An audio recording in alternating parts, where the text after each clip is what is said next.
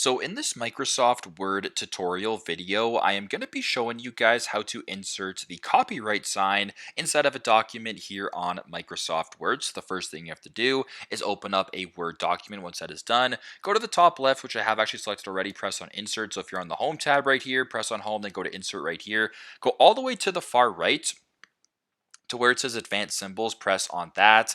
Now, once this character or once this keyboard is opened up, you actually might be defaulted to the symbols tab right here.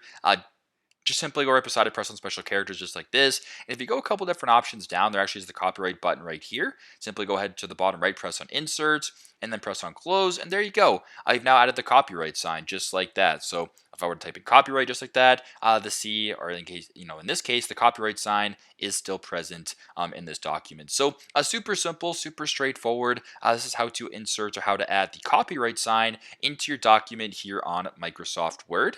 Thanks again for watching, and I hope this video helps.